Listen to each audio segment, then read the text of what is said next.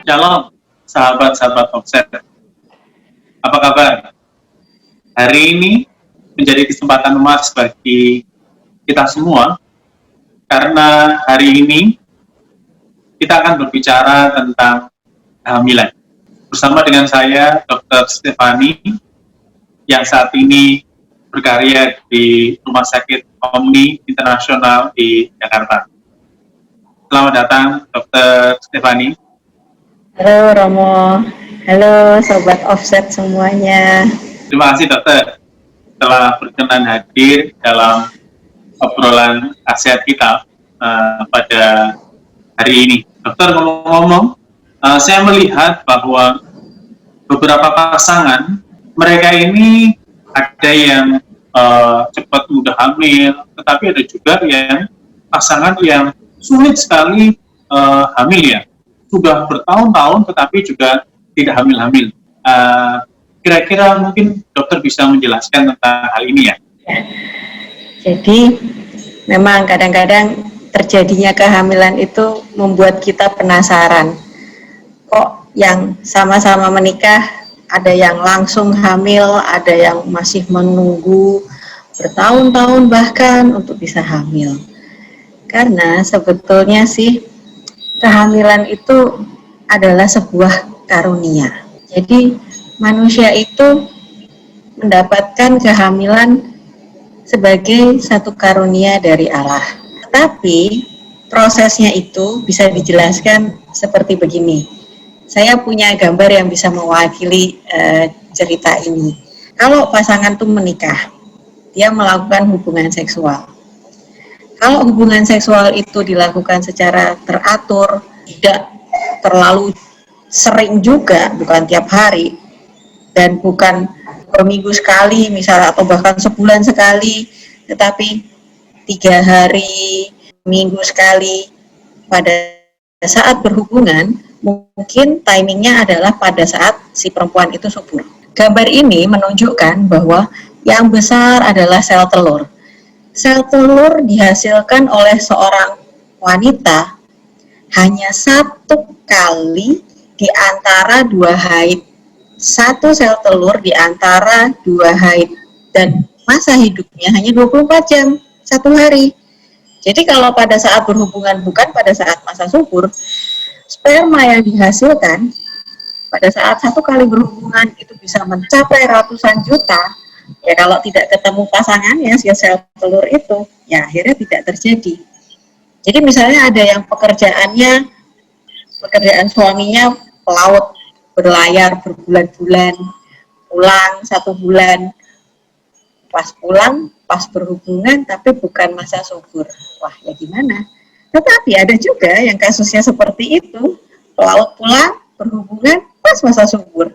Nah, jadi timing itu memang sebetulnya adalah suatu peristiwa yang sudah ada yang merancang. Tinggal manusia itu menjalankan dan menerima. Ini ada ayat yang bagus sekali yang mengatakan, jadi pemazmur mengatakan bahwa kejadianku ajaib. Memang kapan kita menemukan masa subur itu bisa. Tetapi kalau orang berhubungan hanya berdasarkan hari ini saya subur, ayo kita berhubungan untuk punya anak, itu jadi terasa kaku juga ya Mo ya. Jadi ya, kalau dikatakan hubungan seksual itu adalah satu ungkapan cinta, dan dari ungkapan cinta itu pas kebetulan masa subur dan terjadilah kehamilan, nah itu that's the beautiful story of it. Tadi dokter mengatakan bahwa semakin orang itu melakukan hubungan seksual, hubungan suami istri semakin sering, berarti probabilitas untuk hamil itu lebih besar ya dokter ya? Ya. Nah dokter, kapan pasangan bisa mengetahui bahwa mereka ini sedang dalam usia subur dan kapan tidak subur? Bisa memakai 2 cara. Satu, memakai metode kalender. Jadi kalau metode kalender, diharapkan seorang perempuan itu bisa mengetahui yang namanya siklus haid. Siklus haid itu dihitung dari hari pertama haid yang lalu ke hari pertama haid berikutnya. Selisihnya berapa hari? Tidak sama antara satu perempuan dengan perempuan yang lain. Ada yang siklusnya 24 hari, ada yang siklusnya 32 hari, bahkan ada yang siklusnya 40 hari. Lalu dia harus melihat, teratur nggak siklusnya? Pada satu perempuan kadang bisa siklus 25, pindah ke 30, pindah lagi ke 28. Nah, itu tentu siklus yang tidak beraturan. Kalau dia paham betul siklusnya, kita bisa bertanya, menurut kamu akan haid lagi kapan? Orang yang sudah mengenal dirinya dan siklusnya bisa jawab, oh saya kira-kira akan haid lagi tanggal 20 misalnya. Dengan jawaban seperti itu, metode kalender mengurangi tanggal perkiraan haid berikutnya dikurangi 14 hari. Kurang lebih disitulah masa subur. Nah, dengan rentang 3 hari mundur, 3 hari sesudahnya. Nah, repotnya juga sebetulnya si sel telur itu kan matangnya, masa hidupnya juga cuma 24 jam. Jadi memang semacam trial and error. Siklus ini berhasil nggak? Coba lagi berikutnya, coba lagi berikutnya. Kadang-kadang itu jadi tertekan juga sih. Nah, mengalir aja. Nah, ada begitu. Lalu, untuk orang-orang yang siklusnya berantakan, harinya nggak bisa ditentukan, mereka diajari untuk mengenali lendirnya, lendir yang dihasilkan oleh vagina. Tetapi orang ini juga harus tipe yang paham akan dirinya, artinya nggak segitu sibuknya sampai waktu ditanya lendirmu bagaimana, aku nggak perhatiin, nggak bisa. Tapi orang yang benar-benar perhatian bahwa saya hari ini tidak menghasilkan lendir sama sekali, maaf celana dalamnya kering, besoknya kering juga. Lalu ada satu saat di mana kok basah ya.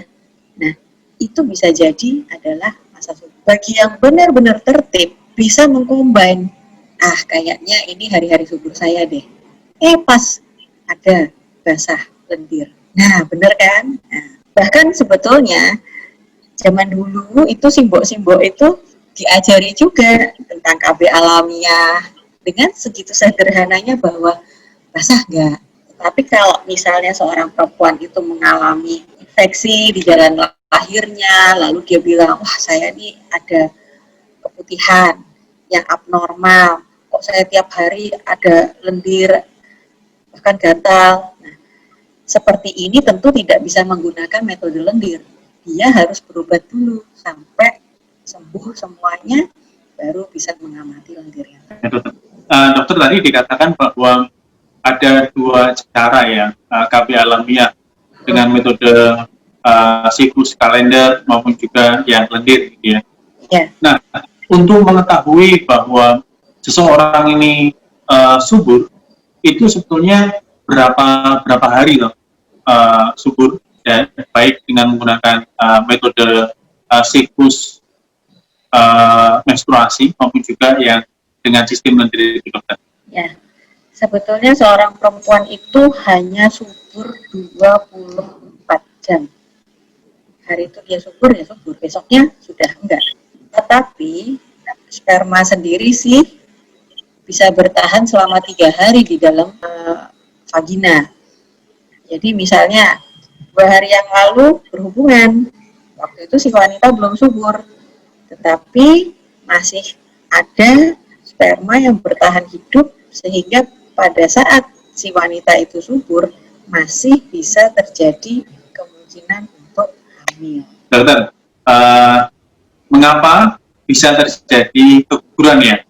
Apakah karena faktor kecapean atau karena kesibukan tertentu sehingga wanita ini akhirnya keguguran? Gitu? Sudah akhirnya hamil, tetapi ternyata tidak jadi, malah keguguran.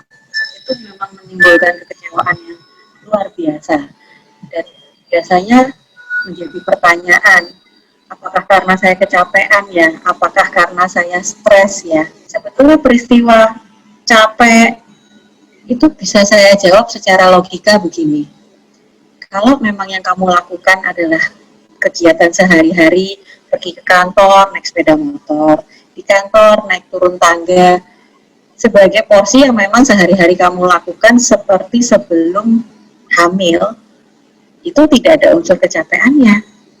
Karena kalau dibandingkan, maaf, ibu-ibu petani itu, dia mencakul, dia berjalan jauh, dia menimba, dia bahkan mengangkat barang-barang yang berat, tetapi kok malah bisa punya anak sampai 12. Jadi sebetulnya jawaban apakah karena saya kecapean harus dijawab bukan, bukan karena stres juga. Kecuali stres itu sampai pada taraf di mana dia mengalami depresi berat, tidak merawat diri sendiri, dan itu jadi menimbulkan kelainan ya metabolis dalam dirinya. Tapi peristiwa keguguran harus kita sikapi seperti slide saya yang berikut ini juga. Ini gambar ini adalah indung telur yang menghasilkan sel telur, dan sel telur itu dibuahi di saluran rahim. Dibuahinya di saluran, lalu sambil membelah, mereka akan tertanam di dalam rahim. Saat tertanam adalah saat dimana wanita itu seharusnya haid lagi, haid berikutnya. Nah, kalau kita bayangkan proses ini, satu sel telur harus dibuahi oleh satu sperma yang bagus.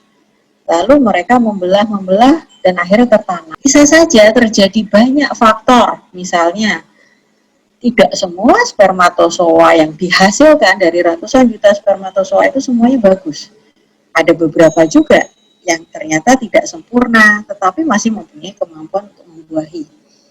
Lalu di sini terjadi proses pembelahan, bisa saja di situ pun terjadi sesuatu yang tidak sempurna.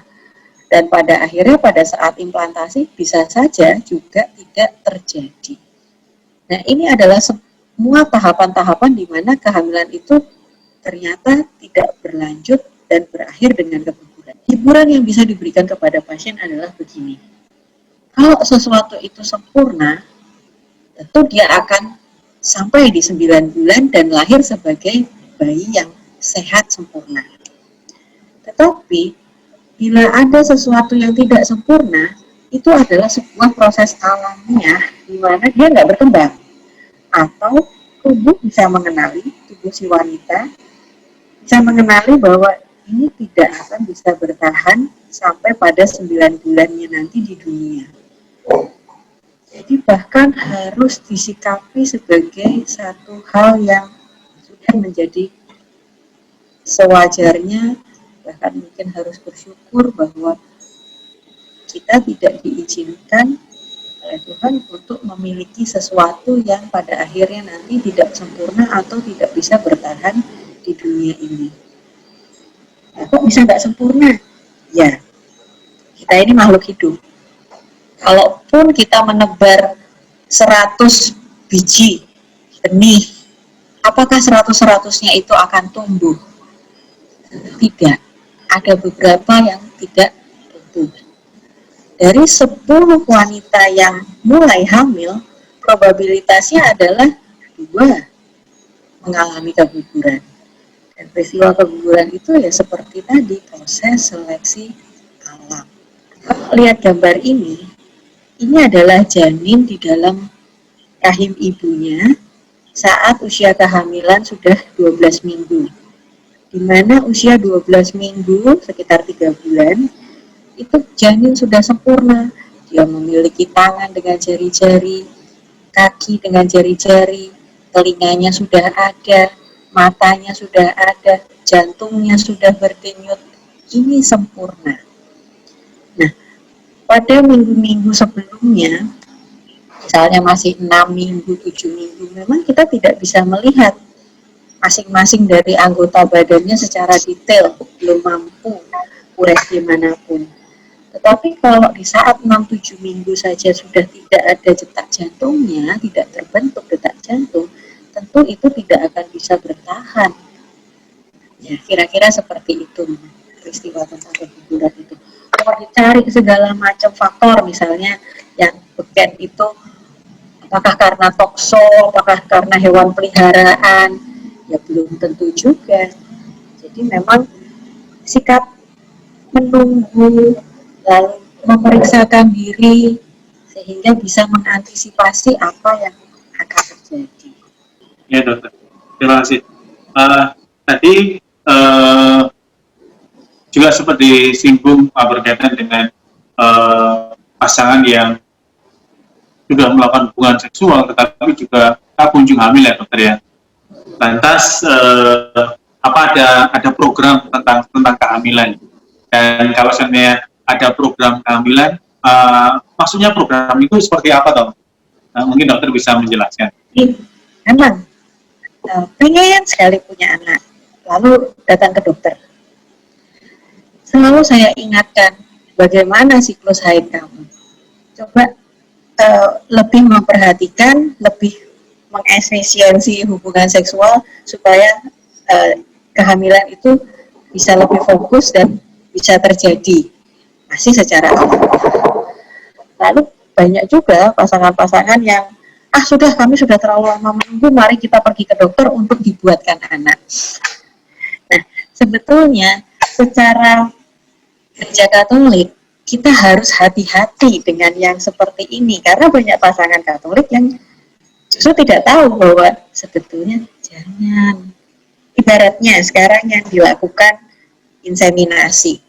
Inseminasi adalah sperma dari laki-laki itu diberikan ke laboratorium, lalu petugas laboratorium memilih sel-sel sperma yang bagus-bagus.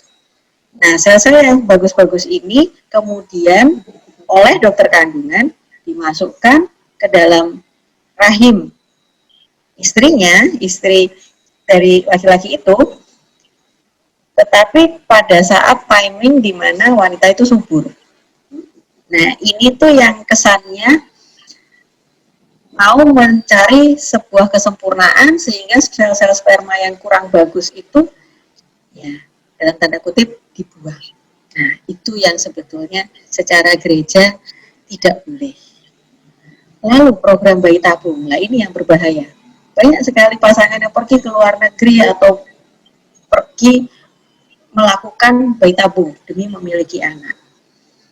Problemnya adalah bayi tabung itu sperma dari laki-laki dipilihi yang bagus-bagus, lalu sel telur dari istrinya diambil, dipertemukan dalam ya katakanlah tabung reaksi, makanya istilahnya bayi tabung. Tetapi karena prosedur ini tuh mahal dan rumit, biasanya nggak cukup jadi satu janin, karena bisa jadi bikin 6, tapi ada 2 yang nggak sempurna, bikin 4, bahkan tidak ada yang jadi. Resikonya adalah, sekarang begini, kalau jadi 4 janin, apakah 4-4-nya akan dikandung dan dilahirkan oleh si wanita itu? Karena kadang-kadang karena faktor usia, umur udah mepet nih, 43 tahun, ayo kita bikin bayi tabung. Nah, terjadilah 3 embrio misalnya, 1 ditanamkan, wanita itu melahirkan, usianya 44 tahun, lalu menyusui. Nah, pada saat usia 45 tahun, mereka teringat, aduh, kami masih punya 2 embrio lagi. Kalau nggak ditanamkan dan tidak dilahirkan ke dunia, apa itu artinya? Nah, itu yang sebetulnya kami wanti-wanti mengingatkan pasangan-pasangan Katolik untuk hati-hati dengan yang namanya bayi tabung. Itu tuh tidak semudah itu karena implikasi moralnya sungguh sangat berat. Begitu mau. Nah, nih, babies made to order. Has the technology gone too far? Parents are choosing what kind of babies to have. Nah, ini jadi kesannya kayak manusia mau menggantikan Tuhan ya, bikin anak. Nah, ini kembali lagi tadi janin yang pada usia 12 minggu. Nah, ini hasil USG, Romo. Ini sudah ada tangannya, sudah ada kakinya, ya 12 minggu seperti ini. Ini usia berapa nih dokter? 12 minggu, artinya sekitar 3 bulan. Jadi seperti tadi, mungkin kalau masih embrio, beberapa sel ditanamkan di dalam tubuh, bahkan kalau misalnya ditinggal di klinik bayi tabung itu, mungkin nggak kepikir. Tapi kita harus bisa membayangkan bahwa janin itu pada usia 3 bulan saja sudah seperti manusia kita-kita ini. Jadi tentu ada rasa bersalah seandainya pada saat program bayi tabung tidak bisa seluruh dari embrio yang terbentuk itu lalu dikandung dan dilahirkan. Menanggapi apa yang dikatakan dokter terkait dengan inseminasi dan juga bayi tabung, itu berarti mempunyai implikasi moral bahwa keduanya itu dilarang oleh gereja ya dokter ya, karena mempunyai ya ada semacam selective abortion ya dokter ya, dari beberapa tindakan yang dilakukan di situ ya dokter ya. Ya. Jadi kalau pasangan-pasangan Katolik menginginkan anak, sebetulnya tidak salah kalau melakukan USG, lalu mencari apakah ada kelainan di organ reproduksinya, apakah ada kista, apakah ada miom. Tidak salah juga bahwa seorang laki-laki memeriksakan spermanya, apakah kualitasnya bagus, atau bahkan tidak ada sel spermatozoa yang dihasilkan, nggak salah. Karena dari situ pun kita masih bisa membimbing mereka untuk melakukan program dengan cara mengingat-ingat masa subur secara alamiah. Ya dokter. Kalau saya melihat bahwa akhir-akhir ini banyak pasangan-pasangan muda, ibu-ibu ini terutama, ketika mereka sudah hamil dan hampir melakukan persalinan, ada semacam tren ya, tren untuk melakukan persalinan secara sesar. Apakah ini memang kemauan dari pasangan tersebut, ataukah dari dokternya gitu ya? Ya betul. Problem ini sebetulnya juga sering muncul dalam praktek. Pasien yang datang dengan, dokter, saya tidak mau melahirkan normal, saya takut sekali melahirkan normal. Nah, kalau begini, tugas kita adalah menjelaskan. Pikir sesar itu pasti enak, pasti kan ada resikonya juga, pasti kan ada dampaknya setelahnya. Kalau lahir normal, begini-begini. Tetapi kita tidak boleh memutus harapan pasien begitu. Karena apa? Harus dilihat juga pada usia kehamilan 9 bulan kondisinya seperti apa. Karena sesar itu memang harus dilakukan kalau ada indikasi. Misalnya bayinya sungsang. Misalnya posisi bayinya tidak memungkinkan untuk lahir normal. Atau ada resiko-resiko di mana air ketubannya sedikit. Sehingga nanti kalau persalinan normal memang sulit. Atau bahkan yang belakangan ini sering terjadi adalah bayinya besar. Besar seberapa besar? Kadang-kadang di atas 3,5 kilo saja kepala bayi itu tidak bisa masuk ke dalam panggul. Nah ini kalau nggak masuk panggul gimana nanti mau keluar lewat bawah? Tetapi memang kecenderungan bahwa kita tidak mau mengambil resiko sehingga nanti kalau terjadi apa-apa dengan bayinya memang memancing sekali bahwa sesar itu menyelesaikan segalanya. Nah, memang dibutuhkan hati nurani dan kebijaksanaan dalam menghadapi kasus-kasus demikian. Kalau pasien itu dibimbing dan kita tidak melihat ada resiko apapun, sebetulnya bisa saja sih pasien itu, kalau kamu mau coba dulu, ya sampai nggak tahan deh, gitu nanti baru minta sesar misalnya, ya bisa juga. Tapi kalau sudah sedemikian takutnya dia sehingga secara psikologis juga tidak sanggup lah ya percuma. ada semacam mitos ya dokter ya, yang pernah saya dengar bahwa ketika orang pada saat persalinan itu dengan sesar, maka ketika dia mengandung lagi itu juga akan dilakukan sesar, bukan secara normal. Apakah itu mitos ini benar atau tidak, dok? Ya, jadi begini, kalau pasien anak pertama tidak ada bekas sesar, tentu sebetulnya fokus kita adalah lahir normal. Tetapi kalau ada kesulitan, ya dia harus menjalani sesar. Nah, sekarang kalau pasien datang, dia sudah bekas sesar, tentu ada resiko dia bekas sesar loh, jangan sampai ada apa-apa. Nah, kita harus pelajari, yang dulu disesarnya kenapa? Nomor satu tanya, bayimu dulu beratnya berapa? 3,1. Nah, 3,1 kok disesar ya waktu itu? Prosesnya bagaimana? Dia udah sempat luas sampai pembukaan 5, terus nggak bisa.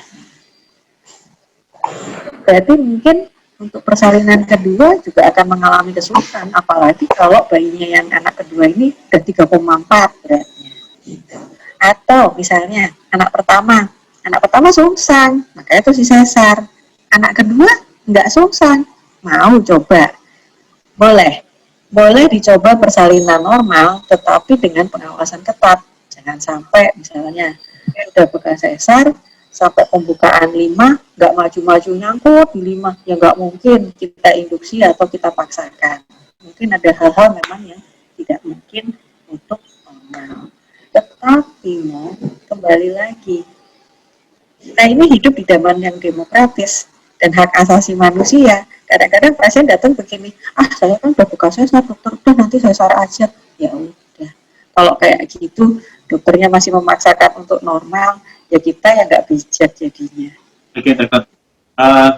Yang terakhir dokter, pasien itu mengandung, lalu mungkin merasa bahwa saya sudah dikasih anak cukup oleh Tuhan. Mungkin biasanya 2 anak cukup. Lantas KB yang seperti apa yang selayaknya mereka miliki agar mereka itu dapat mengatur jarak kelahiran dan juga jumlah anak, dokter. Itu tuh juga menarik. Ingat, kita dokter Katolik sebetulnya menghadapi program pemerintah keluarga berencana itu, kita juga kewalahan. Karena sebetulnya masyarakat itu lebih paham berita, internet, apa yang mereka baca dan mereka dengar dari teman-temannya dibandingkan dengan apa yang mereka terima di kursus persiapan perkawinan. Nah, cara saya menjelaskan itu begini. Ini semua adalah yang namanya kontrasepsi. Ada pil KB, ada kondom, ada suntik, bahkan ini ada yang namanya IUD, alat kontrasepsi dalam rahim atau IUD. Itu semua adalah obat atau benda yang dikenakan di tubuh kita. Dan begitu terpasang dalam tubuh seorang wanita, sebetulnya, maaf kata, perempuan itu menjadi objek. Istilah lainnya adalah begini. Kapan saja suami meminta hubungan seksual, wanita itu tidak mempunyai hak tawar. Tapi kalau misalnya tidak ada KB-nya, hanya berdasarkan KB alamiah, maka misalnya suami melakukan hubungan seksual, masih boleh bertanya, kamu subur nggak? Atau si perempuan menjawab, jangan mas, lagi subur. Jadi yang ditekankan oleh gereja Katolik adalah komunikasi, equal partner. Perempuan bisa menyatakan pendapatnya sehingga tidak selalu harus menerima saja. Nah, itu adalah equality. Terus yang kedua, suami juga diharapkan bisa menahan diri. Nah, ini yang repot biasanya. Kalau mau harus, enggak. istilahnya adalah, oh ya cuma nahan, paling enggak seminggu, toh akhirnya akan kamu dapatkan. Nah, orang-orang yang bisa menahan diri tentunya akan menjadi orang yang lebih bijaksana. Jadi kembali lagi, pelajarilah tentang KB alamiah sehingga di situ kamu tidak terkena efek samping dari obat-obatan, zat kimia. Bahkan orang-orang yang memakai IUD pun sebetulnya juga banyak keluhannya. Dengan melepaskan diri dari itu semua, kita tentu apa adanya, tubuh kita tidak dirusak oleh benda-benda ataupun zat kimia.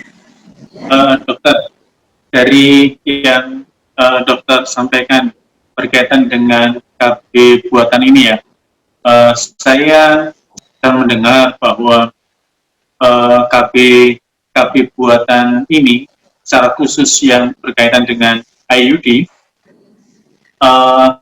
sepertinya ada efek yang sangat negatif melawan kehidupan. Dengan kata lain, itu mengarah pada tindakan abortif ya dokter ya? Betul Romo, tegas dikatakan bahwa IUD atau spiral itu adalah kontra fitnah, melanggar kehidupan.